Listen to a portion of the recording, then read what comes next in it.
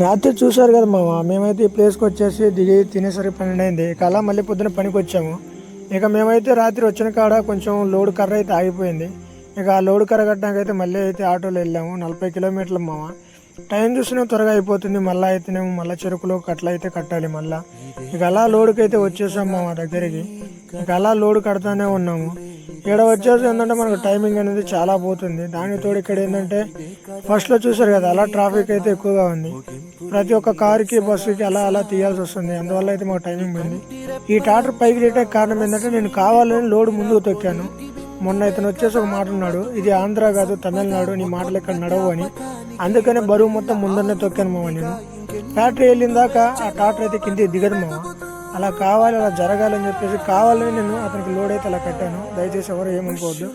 ఎందుకంటే ఒక దేశం వచ్చి పని చేస్తున్నప్పుడు అలా తక్కువ చూపు చూడకూడదు మామ. ఇక అలా రైతు అయితే అన్నం తెచ్చాడు, అలా తిన్నాం మామ. మళ్ళీ అయితే తిరిగి అయితే మేమైతే ఇంటికి వెళ్ళాం మామ.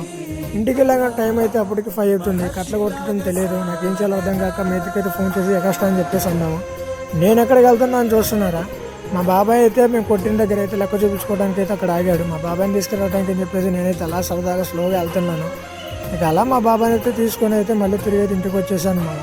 మరి రేపటి రోజున ఏం జరుగుతుందో చూద్దాం మామ. Love you, miss you, bye.